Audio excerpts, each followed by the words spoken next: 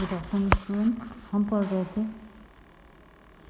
कल की क्लास में जिब्रेलिन्स की बायोएसे के बारे में। हमने पढ़ा dwarf seedling bioassay, hypocotyl bioassay. अब हम पढ़ेंगे सीरियल, फिर हम पढ़ रहे थे सीरियल एंडोस्पर्म बायोएसे। हमने देखा जर्मिनेटिंग सीड से एंडोस्पर्म को डिटैच करते हैं, स्टेराइल करते हैं और इसको टेस्ट सॉल्यूशन में रखते हैं जिसमें कि जिब्रेलिन होता है। जिब्रेलिन क्या करता है? अल्फा अमाइलेज को एक्टिव करता है जो कि एंडोस्पर्म में उपस्थित फूड को सॉल्यूबल बनाता है। और ये देखा गया है कि जो फूड का सॉल्युबलाइजेशन होता है वो जिब्रेलिन कंसंट्रेशन के प्रोपोर्शनल होता है, मतलब जिब्रेलिन सीड जर्मिनेशन में एक्टिव रोल प्ले करते हैं। अब हम देखेंगे कि जिब्रेलिन्स की एक्शंस क्या क्या होती हैं। सबसे पहले प्रमोट्स, जो कि मैं बता रही हूँ कि मुख्य जो इसका काम होता है स्टेम इलॉन्गेशन। जब इंटैक्ट प्लांट पे अप्लाई किया जाता है तो जिब्रेलिन उनकी स्टेम की ग्रोथ को बढ़ाता है, जबकि जो ड्वार्फ न्यूट्रिएंट्स होते हैं उनमें ड्वार्फिज्म को ओवरकम करता है, ड्वार्फ प्लांट्स की इंटरनोडल लेंथ को बढ़ाता है। तो जिब्रेलिन एप्लीकेशन क्या क्या काम करती है? स्टेम स्टिमुलस इलोंगेशन और इंटेक्ट प्लांट पे काम करता है, मतलब ये खेत में ही लगे हुए प्लांट पे इंटेक्ट प्लांट के स्टेम इलोंगेशन का काम करता है और ड्वार्फ प्लांट्स में इंटरनोडल इलोंगेशन का काम करता है। आप ये डायग्राम देख रहे हो, ड्वार्फ म्यूटेंट है। ड्वार्फ म्यूटेंट जो पहले वाला डायग्राम देख रहे हो वो ड्वार्फ म्यूटेंट है, उसके ऊपर जिब्रेलिन ने अप्लाई किया तो आप देख रहे हो इसकी लेंथ कितनी बढ़ गई है, मतलब ये इंटैक्ट प्लांट में स्टेम इलोंगेशन करता है और जो ड्वार्फ प्लांट्स हैं उनमें इंटरनोडल का इलोंगेशन करता है। फिर ये सीड्स की डोरमेंसी को ओवरकम करता है, ब्रेकिंग ऑफ डोरमेंसी। जिब्रेलिन्स जो होते हैं वो बर्ड्स की डोरमेंसी को तोड़ते हैं और ट्रीज एंड शर्ब की डोरमेंसी को ब्रेक करते हैं। जिब्रेलिन्स के एप्लीकेशन से एपिकल बर्ड्स की डोरमेंसी ब्रेक होती है। जिब्रेलिन्स जो होते हैं वो बहुत सारी स्पीसीज में सीड जर्मिनेशन को प्रमोट करते हैं, जो कि नॉर्मली लो टेम्परेचर पे जर्मिनेट नहीं होती। या जिब्रेलिन्स जो होते हैं लाइट ट्रीटमेंट या रेड लाइट ट्रीटमेंट के सब्सटीट्यूट की भी तरह काम करते हैं। ऐसा माना गया कि हायर कंसंट्रेशन में जिब्रेलिन्स एब्सिसिक एसिड के इफेक्ट को भी काउंटरएक्ट करता है, जो कि ग्रोथ इनहिबिशन या डोरमेंसी को प्रेरित करते हैं। तो जिब्रेलिन्स जो होते हैं वो सीड डोरमेंसी को ब्रेक करके और सीड जर्मिनेशन को प्रेरित करते हैं। बहुत सारे जो सीड्स होते हैं उनके एंडोस्पर्म में प्रोटीन पाया जाता है और कार्बोहाइड्रेट रिजर्व पाए जाते हैं, जिनमें कि एंडोस्पर्म के अंदर एम्ब्रियो होता है और उसको इन प्रोटीन्स और कार्बोहाइड्रेट से एनर्जी और न्यूट्रिशन की प्राप्ति होती है। ये रिजर्व जो होते हैं मोबाइलाइज हो जाते हैं और ट्रांसपोर्ट होते हैं एम्ब्रियो को, जब जाके उनको पोषण प्राप्त होते हैं। इस कार्य के लिए सीड में अनेक हाइड्रोलाइटिक और प्रोटियोलाइटिक एंजाइम होते हैं। ये एंजाइम एंडोस्पर्म के जो स्टार्च और प्रोटीन होते हैं उनको ब्रेक डाउन करते हैं और उनको शुगर और अमीनो एसिड्स में चेंज कर देते हैं। यहाँ आप देख रहे हो सीड्स की डोरमेंसी कैसे ब्रेक होती है। बहुत अच्छा डायग्राम दिया हुआ है। इंटैक्ट सीड है, इसमें एम्ब्रियो है, एलिरोन लेयर है बाहरी और एंडोस्पर्म है। तो सीड में क्या होता है, इसके सबसे बाहर एक पतली लेयर कवर की होती है जिसको एलिरोन लेयर कहते हैं। इसमें एक कोने में एम्ब्रियो होता है, एम्ब्रियो को घेरे हुए होता है एंडोस्पर्म। एंडोस्पर्म का कार्य होता है एम्ब्रियोस को पोषण प्रदान करना और ये एम्ब्रियो जर्मिनेट होकर सीडलिंग बनाता है, प्यूम्यूल और रेडिकल का निर्माण करता है। तो एम्ब्रियो क्या करता है? एम्ब्रियो जिब्रेलिन का सिक्रेशन करता है जो कि एलिरोन लेयर पे जाता है। एलिरोन लेयर जो होता है अल्फा अमाइलेज बनाता है जो कि एंडोस्पर्म में स्थित इनसॉल्युबल फूड को सॉल्युबल बनाता है और सीड में जर्मिनेशन होता है। ये देखो सीड में जर्मिनेशन हो रहा है, रेडिकल का फॉर्मेशन हो रहा है और प्यूम्यूल का फॉर्मेशन हो रहा है। इनको फूड कहाँ से मिल रहा है? शुगर कंटेंट से। शुगर कंटेंट कहाँ से आया?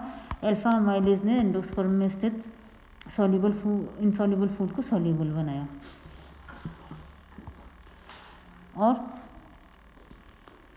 अल्फा अमाइलेज का निर्माण कैसे हुआ? एम्ब्रियो से निकलने वाले जिब्रेलिन्स के द्वारा एलिरोन लेयर पे। ये आप देखोगे दूसरा एक काम क्या होता है, ये तो हुआ सीड जर्मिनेशन में काम। एक और होता है जो जिब्रेलिन्स होते हैं वो पार्थेनोकार्पिक फ्रूट डेवलपमेंट में काम करते हैं। जिब्रेलिन्स प्लांट्स में, जैसा कि हमने ऑक्सिन्स में देखा था, पार्थेनोकार्पिक क्या होती है, सीडलेस फ्रूट का उत्पादन।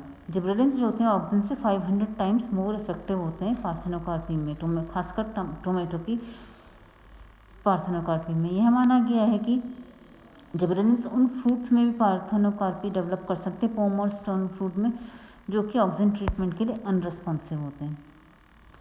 तो gibberellins seed germination, stem internodal growth में इंपॉर्टेंट होते हैं, सीड जर्मिनेशन में इंपॉर्टेंट होते हैं और पार्थेनोकार्पिक फ्रूट डेवलपमेंट का काम करते हैं।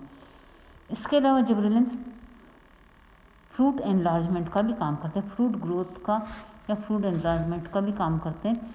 एक्सटर्नल एप्लीकेशन हो अगर जिब्रेलिन्स की, तो ये फ्रूट का साइज़ बहुत अधिक मात्रा में बढ़ा सकते हैं। ये फ्रूट में सेल डिवीज़न और सेल एलोंगेशन को प्रेरित करते हैं। फ्लावरिंग में भी जिब्रेलिन्स का इंपॉर्टेंट रोल होता है।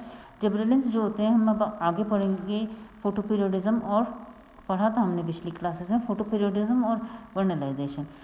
ये वर्नलाइजेशन में कोल्ड ट्रीटमेंट को और फोटोपीरियोडिज्म में लॉन्ग डे स्टिमुलेंट को प्रभावित करते हैं। इनका प्रभाव इनडायरेक्ट भी हो सकता है, बोल्टिंग के थ्रू, या फिर डायरेक्ट भी हो सकता है। या तो ये सब एपिकल मेरिस्टम को एक्टिवेट करते हैं, जिससे कि स्टेम में ग्रोथ होती है, इस प्रोसेस को बोल्टिंग कहा जाता है, या फिर ये सीधे स्टेम ग्रोथ को भी प्रभावित करते हैं। ये प्लांट्स में सेक्स एक्सप्रेशन को भी प्रभावित करते हैं।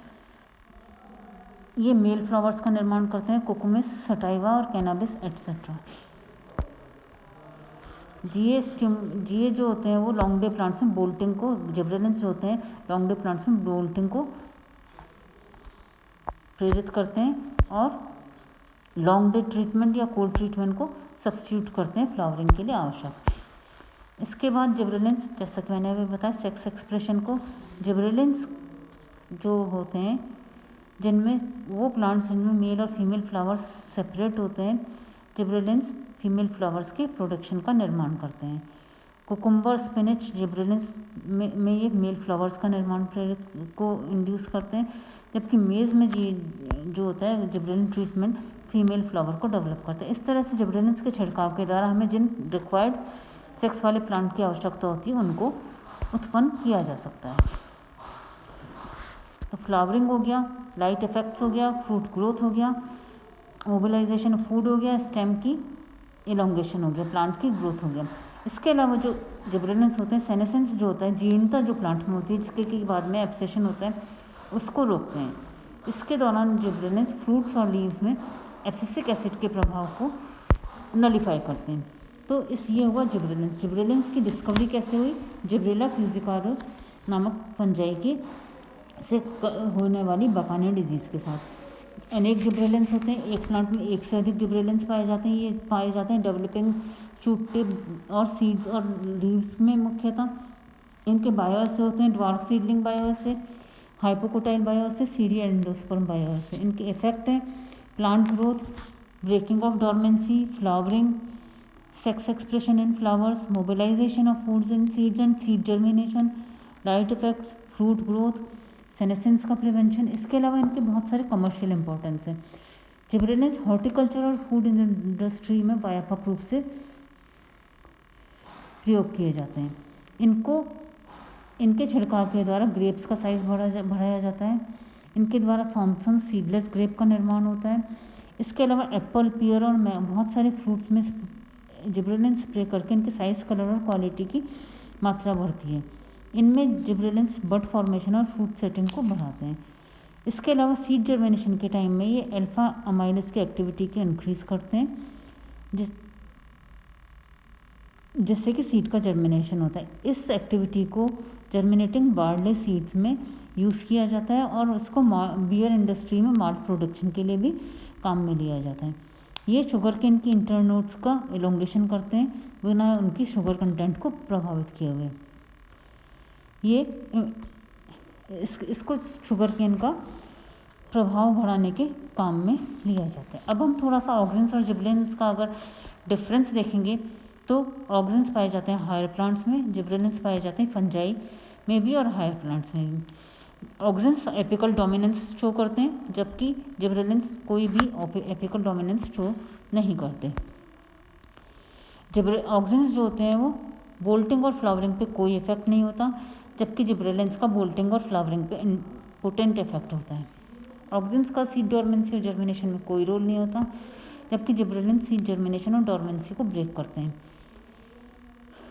ये हाइड्रोलाइटिंग एंजाइम का निर्माण नहीं करते, जबकि हाइड्रोलाइटिक एंजाइम को प्रोड्यूस करते हैं। ऑक्सिन जो होते हैं वो हायर कंसंट्रेशन में रूट्स की ग्रोथ को इनहिबिट करते हैं, पर ये एडवेंटियस रूट का निर्माण प्रेरित करते हैं, जबकि जिबरेलिन्स रूट की ग्रोथ पे कोई प्रभाव नहीं पड़ता।